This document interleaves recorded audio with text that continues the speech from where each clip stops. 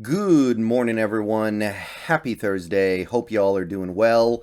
And we've got a new position to take a look at today for draft evaluations. We are doing defensive tackle, specifically three technique defensive tackle. And this is where things get kind of difficult to really understand what's going on with this team and what they might be looking at. So we know that one of the focuses of the team this offseason is moving towards more 3-4 concepts, more of a hybrid defense. Now, the Carroll defense has always had some 3-4 concepts in it, but based off what we're hearing, it's going to be a lot more this year. And if you're running a 3-4, then you don't really need a three technique defensive tackle, at least not traditionally. However, that doesn't necessarily mean that we don't need a three tech. For one, it's a hybrid defense, right? I have a feeling it's going to lean 3-4, but there's going to be some 4-3 involved. And also, even within that 3-4, we don't totally know what kind of 3-4 we're going to run. There's more than one way to run a 3-4. You can do, I think, what's it called? 2-gap and gap and a half, I believe is the terminology.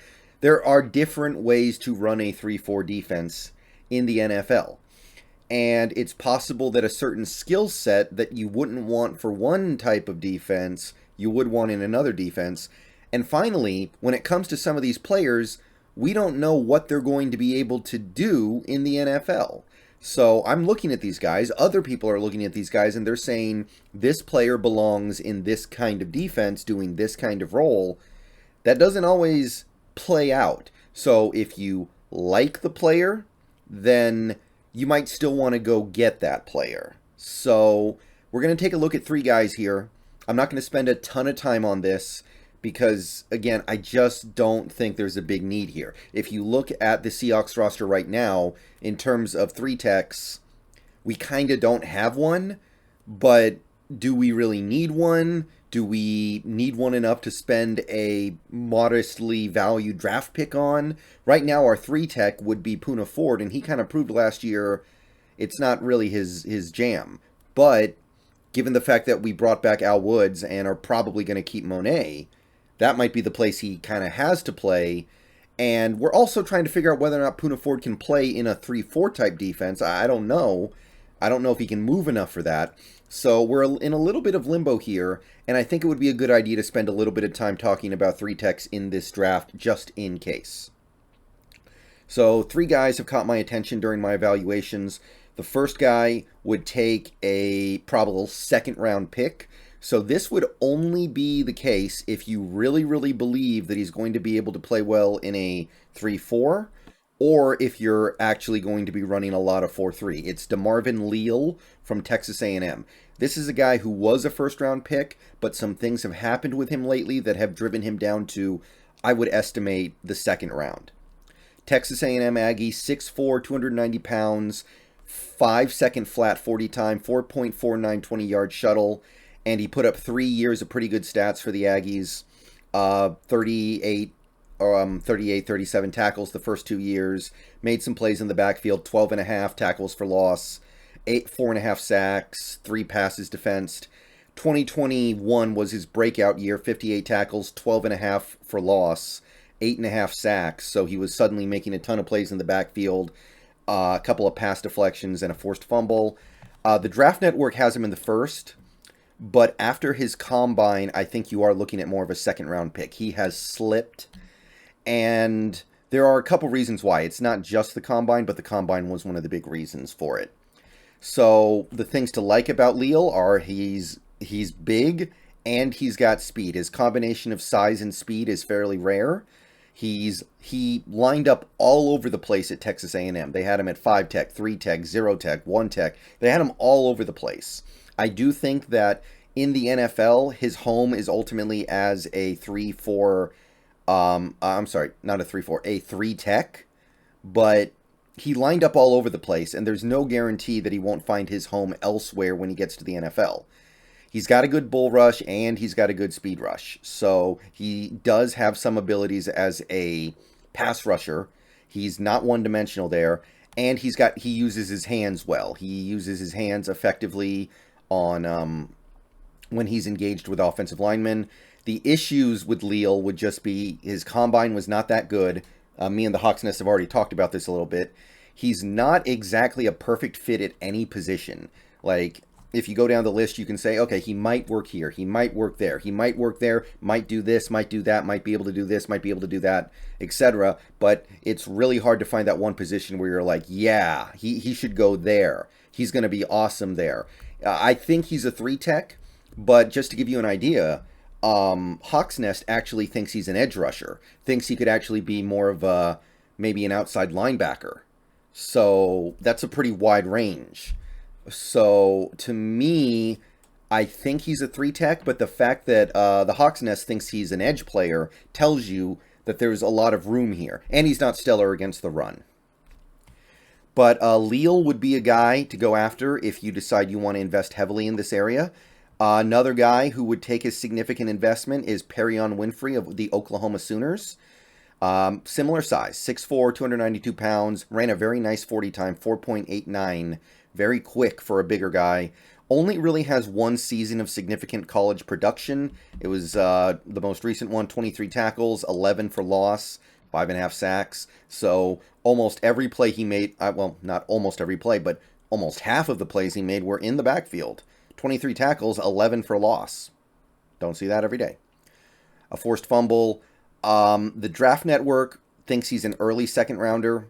A couple other places think he's a later second rounder, like ESPN and Tankathon and Sports Illustrated. Walter Football, PFF, and CBS say third rounder. I think you are looking at a late second or early third round pick on Perrion Winfrey.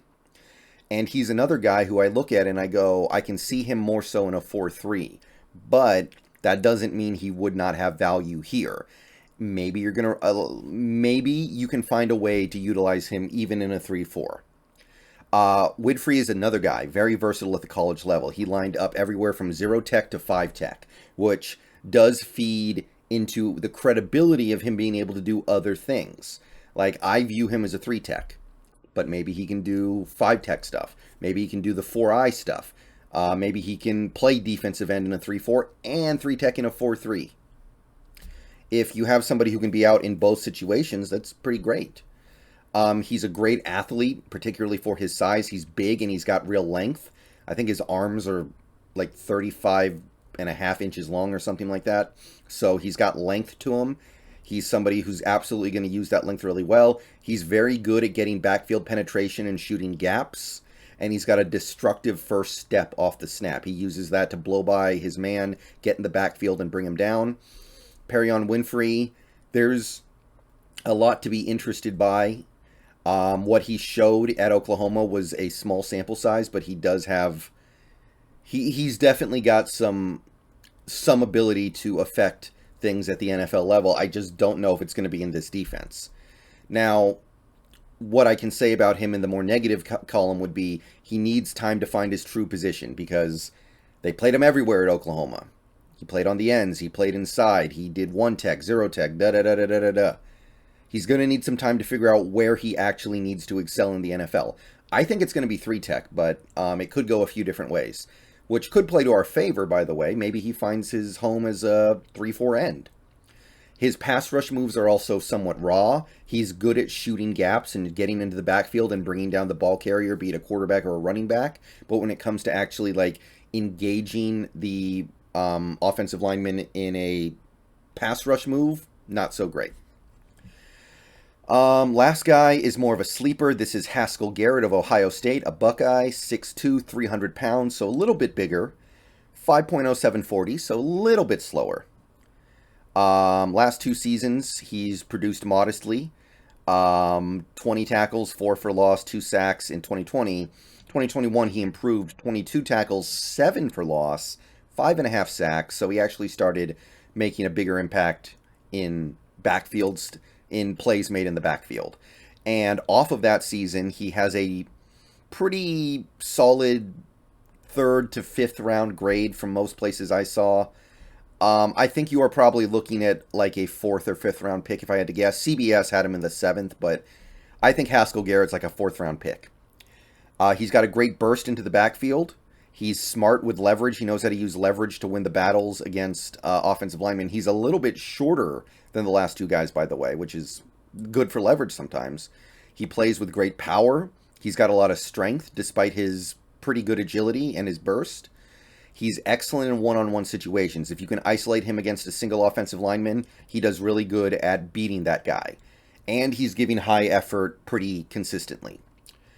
The issues with Garrett are that he can't handle double teams. So if you try to play him as like a one-tech where his job is to eat up blockers, he's not going to make a big impact. If he gets double teamed, he's going to get pushed out of the play a lot. His run defense overall, I would say, is suspect.